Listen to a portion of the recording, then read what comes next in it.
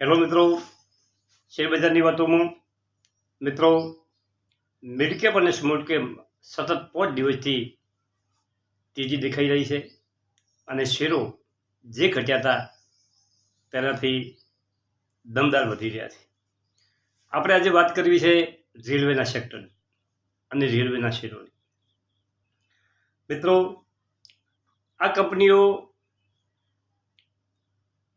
તમે ખૂબ નીચે 30% ઘટી હતી, પણ આપણું માનસ એવું હોય છે કે ઘટાડામાં આપણે પૈસા લગાવતા નથી.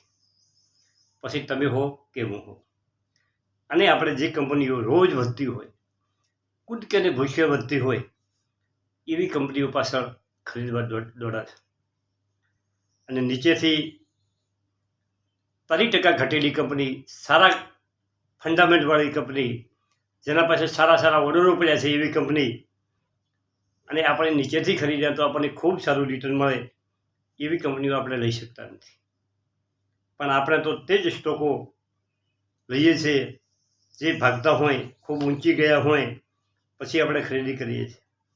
જે હાઈપર હોય, જે પીક ઉપર ચાલતા હોય તેમાં આપણે પડીએ છીએ, અને પછી એ સ્ટોક ઉપરથી પ્રોફિટ બુકિંગ આવે અને ઘટે તો આપણે નુકસાન કરાવે છે.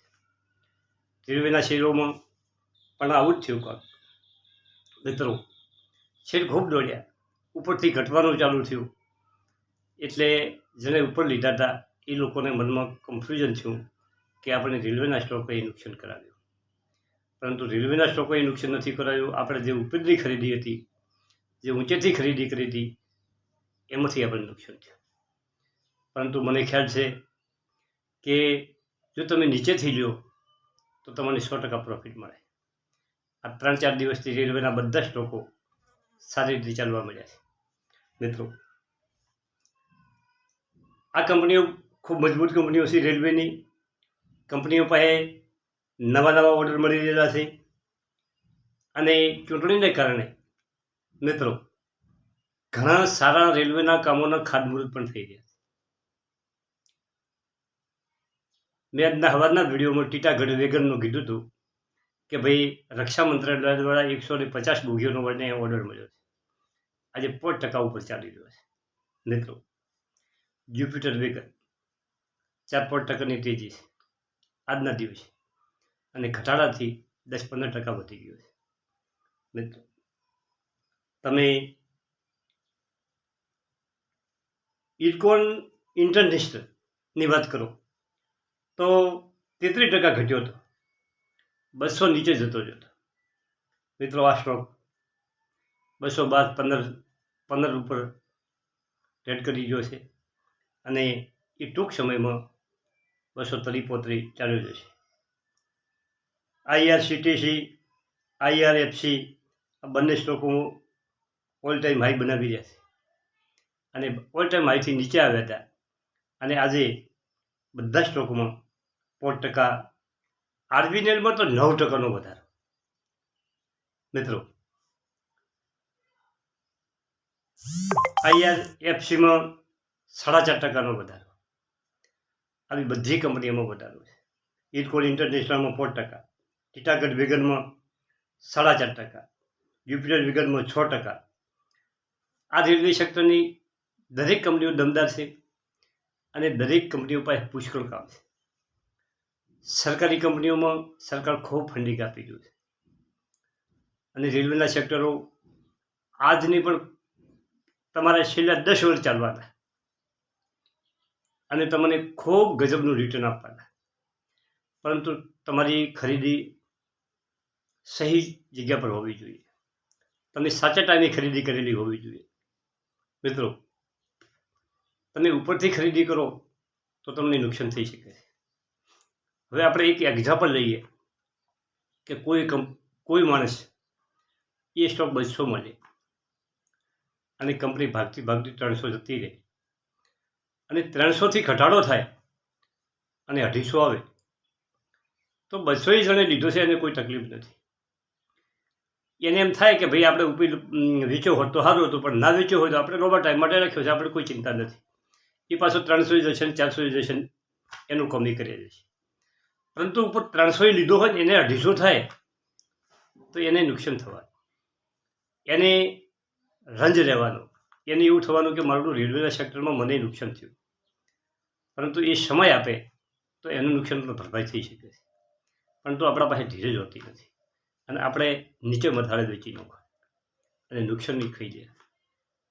આવું ન કરવાનું.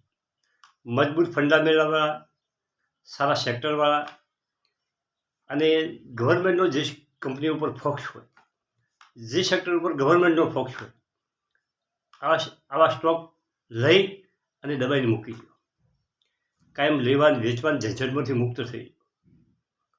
મિત્રો, તમારા પાસે પૈસા આવ્યા, સારી કંપની ગોતી નોખી દેવાના. પૈસા આવું બનશે. તમે ગમે એ શેર વેચી નાખો અને વળી નવા શેરમાં કૂદકો મારો. એમાં તમે તપાસ કરો, જુઓ, હા ના કરો, પણ શેર ઉપર ચાલતો હોય તો ઉપરમાં તમને કહો હવે લઈ લ્યો ને, ઉપર તો ઉપર, અને વળી પાછું એ કટવા મળે. શાંતિ રાખી શેર પસંદ કરી અને ખરીદી કરવાની. રેલવે સેક્ટરના કોઈ પણ શેર હશે, સારા ફંડામેન્ટવાળા શેર, વેચાણ અને નફામાં સતત ગ્રોથ કરવાવાળા શેર કાયમ ચાલવાના છે. અને આ 7 શેર તો તમે લખી જ રાખો: RVNL, IRFC, IRCTC, Ircon, Titagarh wagon, Jupiter wagon, RailTel. આ બધી કંપનીઓ સોના જેવી છે. તમારે આમાં રોકાણ કરો, તમને કોઈ વાંધો નથી.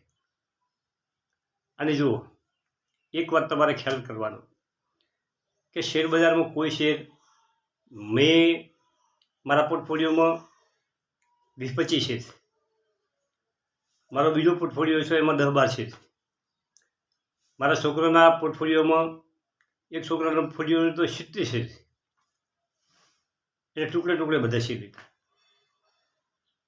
પરંતુ ખાસ અનુભવ છે કે શેર બજાર સડસડ નહીં ચાલતું.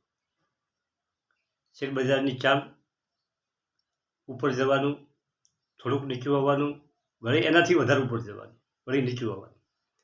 આજે નિફ્ટી ઓલ ટાઈમ હાઈ ઉપર ચાલી ગયો છે.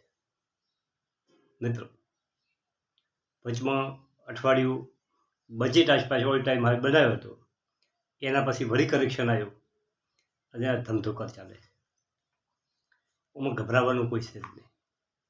બજાર બજારની રીતે ઘટતું હોય, બજાર બજારની રીતે વધતું હોય. આપણે આપણી કંપનીમાં આપણી શક્તિ પ્રમાણે રોકાણ કરી કંપની સારી રાખી લેવાની.